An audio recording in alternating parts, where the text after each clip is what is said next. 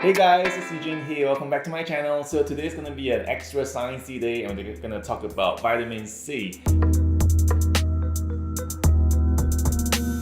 But before that, if you have seen me before, welcome back. If you have not, subscribe to my channel to stay in touch.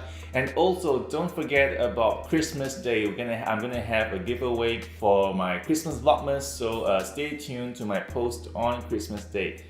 So yeah, vitamin C, it's an antioxidant, as we know, that we consume, and it's an essential vitamin that we need enough in our body, but it's also used in cosmetics. It acts as an antioxidant. It protects the skin from free radical damage, specifically from the exposure to UV rays such as the sun. And it also helps to protect the skin cells from cell death. Early cell death. So vitamin C also helps with the regulation of collagen synthesis in our skin. As we age, we lose more collagen than we produce. So when we increase vitamin C intake both on and in the body, it helps to promote the synthesis of collagen. And lastly, it also helps to reduce skin pigments. It helps to reduce melanin production, and it can also help to speed up the metabolism of melanin in your skin. So let's say if you're overexposed to the sun, you get a sunburn, and then you get sun damage on your skin, vitamin C can help to speed up the healing process. So to sum it up in layman's term, vitamin C does three things on the skin. It helps to brighten the skin, it's anti-wrinkle, and it also firms up the skin. And so if you look at these three components together, it gives an anti-aging effect in your skin. So that's what vitamin C does. We see a lot of vitamin C ingredients in product formulation, but they come in so many different forms. So the most common form of vitamin C that we all know would most probably be ascorbic acid, L-ascorbic acid, and that's the form that we find in dietary supplements, and that's the form that you find in your fortified foods, and that's also the form that was originally found in most of the skincare products. It looks just exactly like sugar crystals, and if you taste this, it tastes extremely sour because it is very acidic. Well, we call this the gold standard when we do clinical testing or with formulation. When we want to compare the efficacy of vitamin C, we tend to use ascorbic acid as the benchmark, mainly because it is very purified and it is highly similar to the natural form of vitamin C. The only issue with this in a skincare formulation is that because it is acidic, it can only be stable in an acidic base, and therefore the products that you use tend to be a little bit more acidic, which can be a problem for people with very sensitive skin. The other issue is that as great as it is highly unstable and it oxidizes very quickly. Like if you have a bottle of 20% ascorbic acid serum, within a month, it's gone. You use it, you open it, and then within a month it turns brown, it smells funny, and it loses its efficacy. This is a great ingredient, it literally has all the benefits that I've talked about before, that is verified in clinical trials, but just because it is so unstable, it is really, really hard to utilize in a product. And even then, one thing I find really off-putting about ascorbic acid is, when you use it onto your skin, after 5-10 minutes, you smell this really strange metallic note on your skin. I don't find it very comfortable, so I tend to avoid this ingredient when I do formulation just because it is just so unstable. So the great thing about science is we have the ability to modify molecules that are helpful to mankind. What we have found is that in the recent years, we're seeing different forms of vitamin C that can be used in skincare. So I'm going to talk about a few of them, some of them that I'm quite familiar with. So what I have here is a sodium ascorbyl phosphate, or we call it SAP for short. And this is quite similar to magnesium ascorbyl phosphate, MAP. They both look the same, like a white powder, like flour. It's water soluble. It's a much gentler form of ascorbic acid, and it is stable. So this ingredient here can stay stable in the formulation for up to 18 months. The only downside is that it doesn't convert to as much ascorbic acid as certain other forms. So that's one thing. The conversion is quite poor, which means you have to use a lot more of this ingredient in a formulation for it to have the same effect as ascorbic acid. And the next thing is that because it's water soluble, it tends to only go as deep as the epidermis and not right into the dermis where most of the vitamin C would have the most profound effect on your skin. So that's the main thing. But however, there are some interesting clinical trials that have shown that SAP could be beneficial to people with acne or blemished skin. So that's quite a good consolation.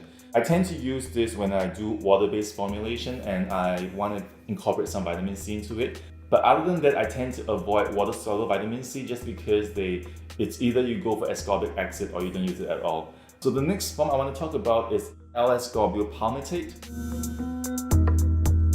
It looks again very similar to SAP, except that the powder is a lot darker, so it's almost like a pale yellow beigey powder. So this guy here is oil soluble, which means it can penetrate deeper into your skin. But the conversion of ascorbic acid on the skin is not as good again, and you need to use about 10 to 20 times of this versus ascorbic acid to get the same effect. So just basing on that, if I want to have like a serum that has got the same efficacy as a 20% ascorbic acid, I have to use a lot more of this guy here, which makes it almost impossible in an actual formulation. So this is not something that I use a lot. You might wonder why would brands do continue to use Escorial Palmitate and sodium ascorbyl phosphate in their formulations, even though they are not as powerful or potent as ascorbic acid. And they do require to use a lot more to achieve the same results. There's two answers actually. The first answer is that there are no really other better alternatives that can give you the kind of result that ascorbic acid gives you with strong stability. So we don't really have a choice. The other answer is by using different forms of vitamin C in the product, it helps the product in terms of marketing. So a lot of brands do use this stable forms of vitamin C in their formulations just purely for marketing purposes. But the last ingredient I want to talk about is the tetrahedral ascorbate. So it's quite a mouthful, but it is also an oil-soluble form of vitamin C. So it's almost like a golden liquid. So this is the one that I use most when I do my formulation work that requires vitamin C for a few reasons. The first reason is that it is gentle. The second reason that there are clinical trials that show that this penetrates deeper into the skin all the way to the dermis, and that's where you want your vitamin C to reach. So that's great, and this ingredient here stays very stable. It doesn't really interact with other ingredients, so it works really well with other vitamins such as vitamin A, vitamin D, vitamin E. So I tend to use this a lot just because it is so easy to work with and it gives me the results that I want from a vitamin C ingredient.